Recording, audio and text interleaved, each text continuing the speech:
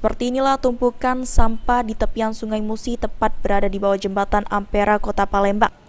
Sampah ini mengaliri dari sungai-sungai kecil saat hujan turun dan menumpuk di bawah jembatan Ampera. Warga mengatakan sampah-sampah ini dari aliran Sungai Musi 3, 4, dan 9, 10 Ulu Palembang. Masih banyak warga yang kurangnya kesadaran untuk tidak membuang sampah ke sungai. Usup, salah satu warga, mengatakan pemandangan sampah saat ini memang sudah ada sejak turunnya hujan Rabu kemarin. Tumpukan sampah tersebut merupakan kiriman dari anak sungai yang mengalir sampai seperti ini. Usup berharap adanya perhatian khusus dari pemerintah.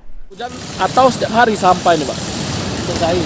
Hari, setiap hari? Iya. Ditambah hujan, tambah banyak, Pak ya? Tambah banyak. Dari mana, Pak, sampah-sampah ini, Pak? Sungai-sungai, turun. Dari kota lain, dari Poncok. Ini kecamatan sini sering membersih gerak, Pak? Tapi banyak sampahnya, Pak ya? Ya. Irawan, PAL TV.